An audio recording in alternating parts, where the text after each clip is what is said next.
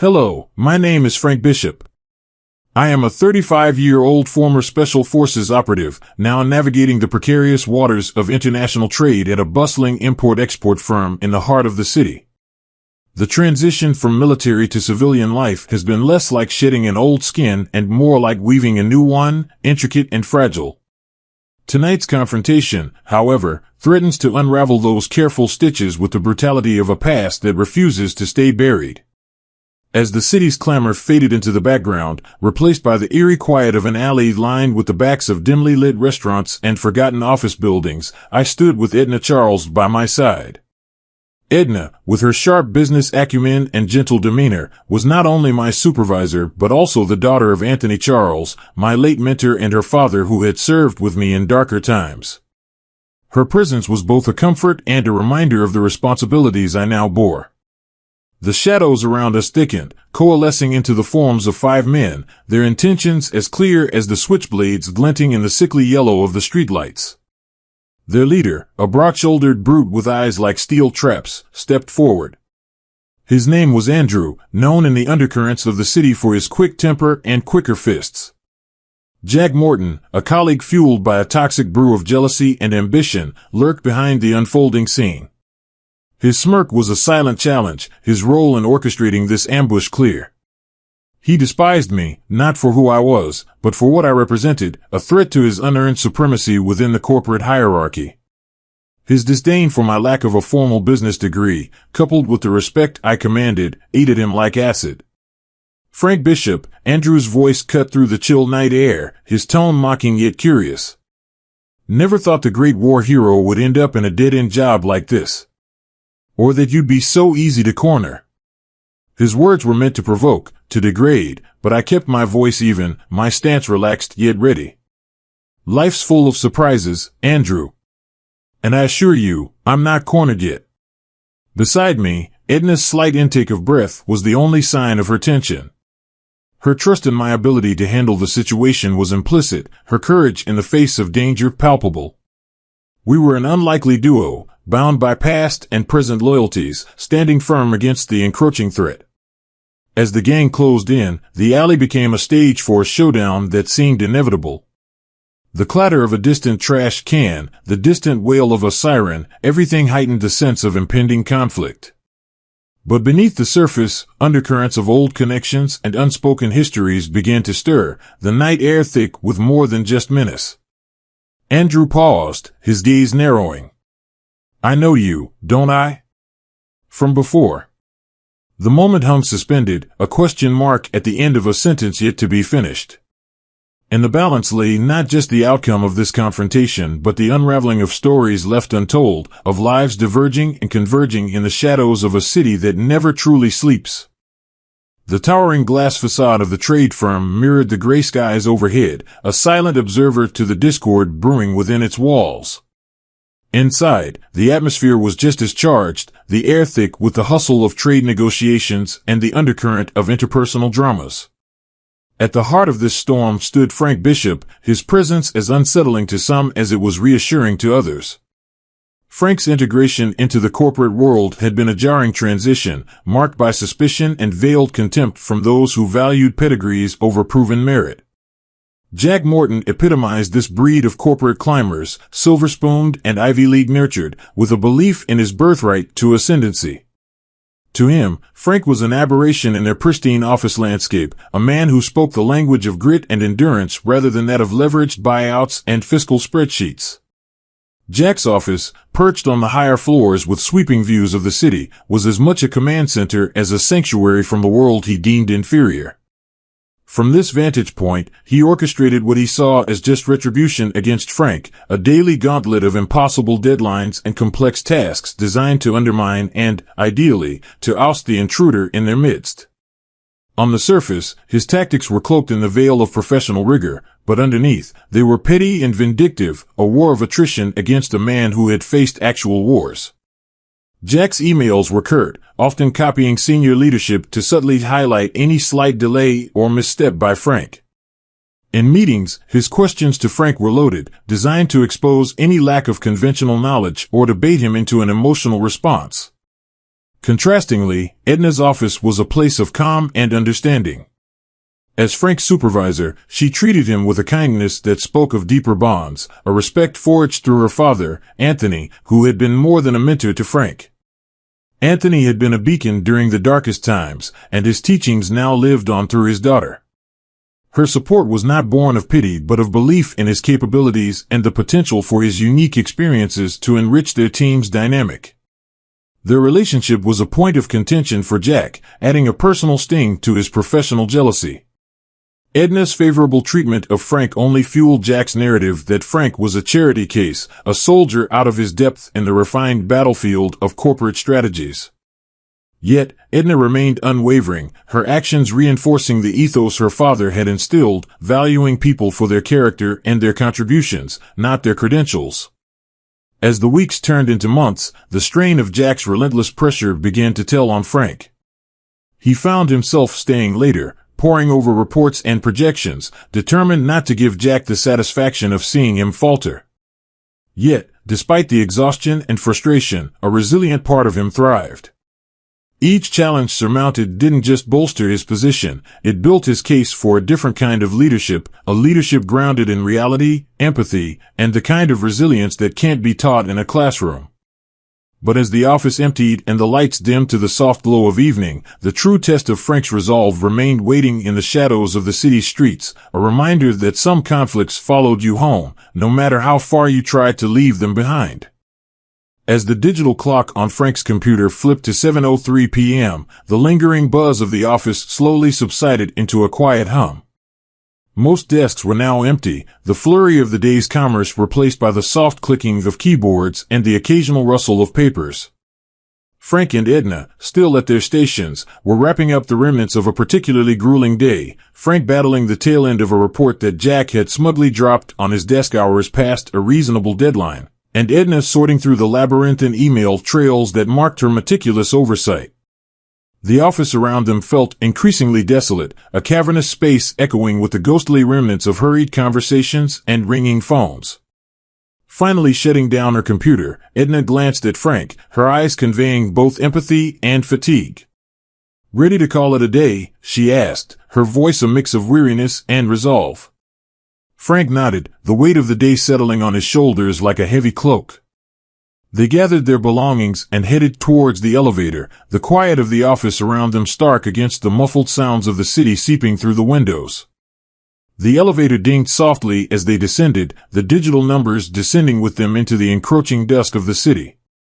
Exiting the building, they were greeted by the brisk evening air, a stark contrast to the stale, conditioned atmosphere of the office. The street was dimly lit, the usual bustle of the day tapering off into scattered groups of people heading home and the occasional late-night wanderer. The city, a tapestry of light and shadow, seemed to hold its breath, as if sensing the impending confrontation. As they turned into a less frequented alley shortcutting their way to the metro station, the sudden clatter of a trash can lid spinning to the ground halted their steps. Shadows detached from the darkness ahead, coalescing into the forms of Andrew and his gang. The men's outlines were harsh against the flickering light of a nearby lamp, their faces set in grim determination. "Evening stroll, Frank?"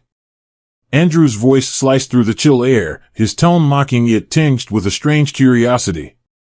His stance was confrontational, the implicit threat clear as his companions fanned out behind him, blocking any easy escape route. Edna's hand tightened on her briefcase, her posture rigid with tension. Frank moved slightly in front of her, a protective gesture born of instinct. His voice, when he spoke, was calm, betraying none of the adrenaline surging through his veins. "Andrew," he acknowledged, his tone neutral. "What brings you out this way?" Andrew smirked, stepping closer. "Just enjoying the night, like you. But then, I heard you'd be passing through. Thought we'd catch up, old friend." The word friend hung in the air, laced with irony. Frank's eyes narrowed slightly as he gauged the situation, his mind racing through potential strategies. His past life had trained him well for moments like this, but the stakes were different now. It wasn't just about survival, it was about protecting Edna, about not reverting to the man he once was. As tension coiled tight around them, a flicker of recognition seemed to cross Andrew's face. "Wait," he said abruptly, his expression shifting as he peered closer at Frank. "Frank Bishop? The Frank Bishop?" The question hung between them, a thread of past recognition that momentarily loosened the tension. This unexpected recognition shifted the dynamics, the shadows of forgotten connections starting to emerge from the depths of Andrew's memory. The night, filled with the potential for violence, now teetered on the brink of an unforeseen revelation. Under the dim glow of the street lamp, the alley was a chessboard of shadows and light, with Frank and Edna unwittingly positioned as central pieces.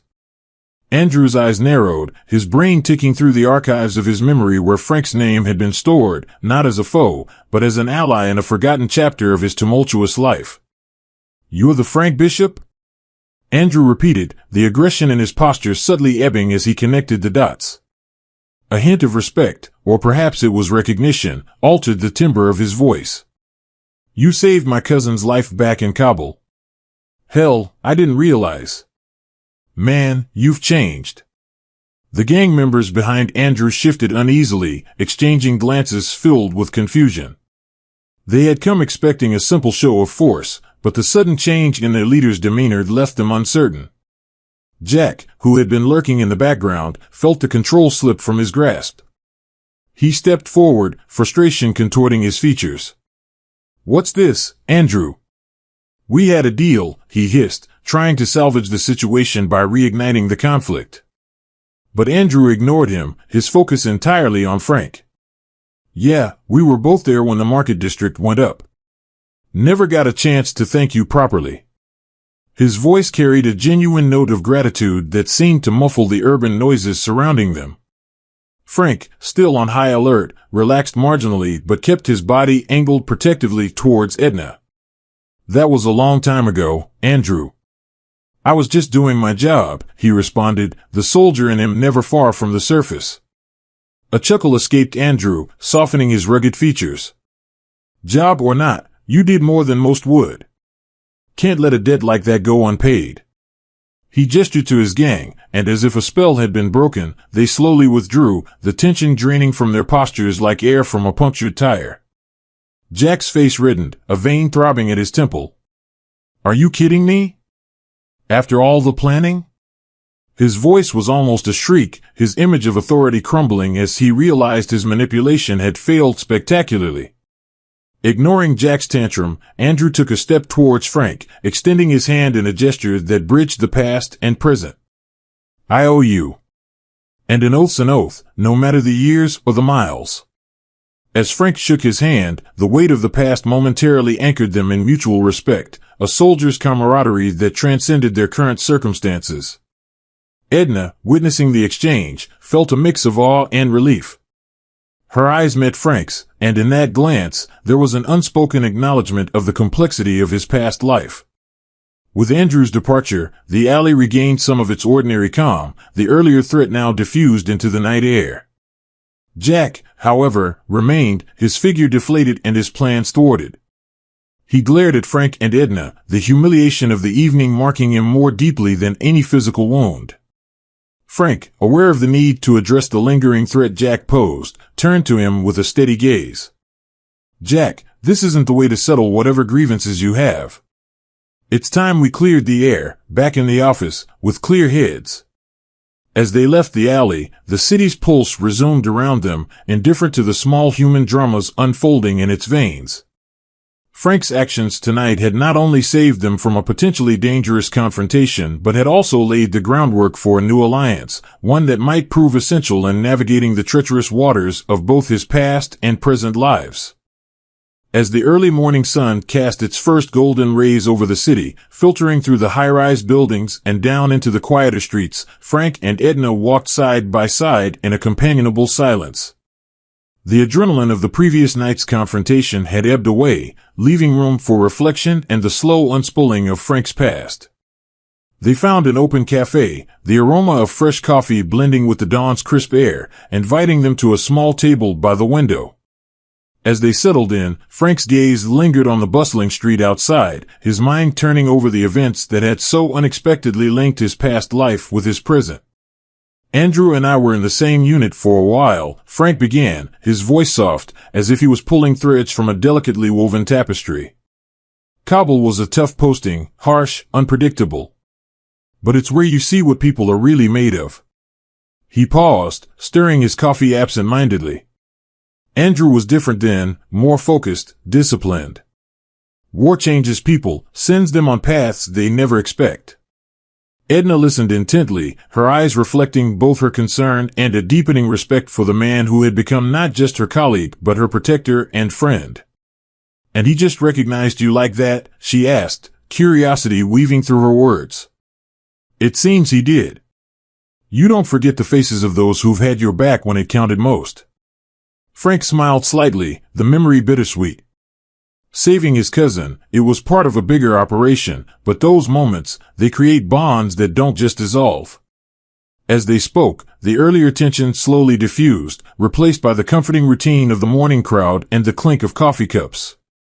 Frank's revelations brought a new depth to their relationship, revealing layers of his character that went beyond the office persona. "The way Andrew stood down last night," Frank continued, "it wasn't just about the past. It's about acknowledging debts of honor, even outside the battlefield." His eyes met Edna's, steady and clear. "And it's about how we use our past to shape our future actions." Meanwhile, across town, Andrew sat with his own crew in a less refined setting, a stark garage lit by harsh fluorescent lights. The atmosphere was charged, his gang members restless with confusion and dissatisfaction after the night's turn of events. "I know what you're all thinking," Andrew addressed them, his tone commanding silence. "But Frank Bishop isn't just some corporate guy. He's one of us, in ways most will never understand. We owe him, and that's not a debt I plan to ignore." The gang exchanged looks, their respect for Andrew mingling with their newfound curiosity about Frank. The dynamics within the group shifted subtly, respect for Andrew's decision, although grudging, beginning to take root. Back at the cafe, Frank's phone buzzed, a message from another department head, seeking his advice on a difficult negotiation. It was a reminder of his dual roles, both in the office and beyond. He glanced at Edna, a silent acknowledgement of the complexities of their world. "As for Jack," Frank said, turning back to the conversation, "he's going to have to learn that intimidation and manipulation aren't how you win respect or loyalty. Not in the office, not anywhere." Edna nodded, her expression one of agreement and admiration. "And with Andrew's unexpected support, it seems you have more allies than you thought." As they rose from their seats, ready to face the day, the city around them awoke fully, bustling and vibrant. The events of the night had not only resolved a conflict, but had opened a channel for redemption and reconciliation, setting the stage for a new chapter in both their lives. The rhythm of the office had changed. There was a new current in the air, one that carried whispers of respect and wariness in equal measure. Frank Bishop walked through the corridors not just as a former soldier or a skilled negotiator, but as a man who had demonstrated a profound integrity and courage under fire. The respect he commanded now was palpable, a quiet acknowledgement from his colleagues of the metal beneath his calm exterior. His desk became a sort of unofficial hub, a place where younger employees came seeking advice not just on trade regulations or market trends, but on handling difficult situations with dignity and strength. Frank took these interactions seriously, using them as opportunities to instill a sense of ethics and teamwork, values he held dear. Across the office, Jack Morton's fall from grace had been both swift and stark.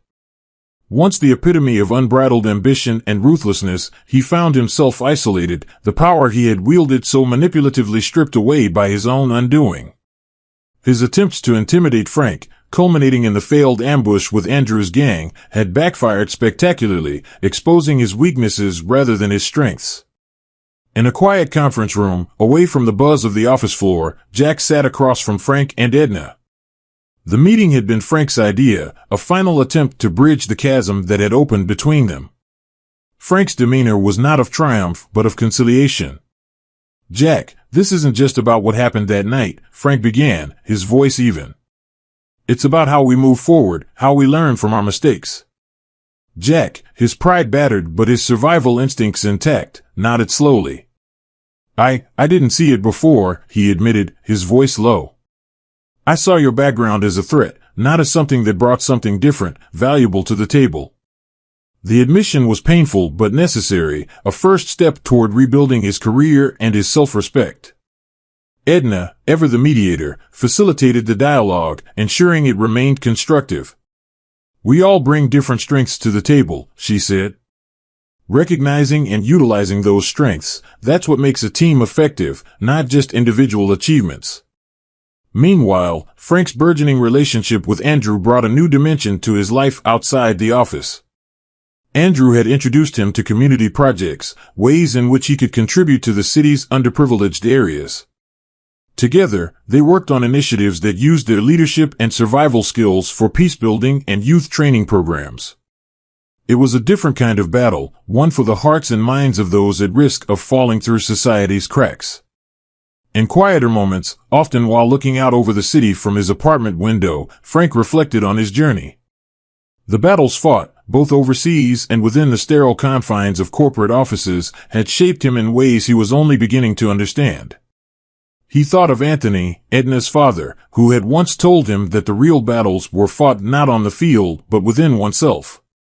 The city stretched out before him, lights twinkling like stars fallen to earth, each one a story, a life intertwined with countless others.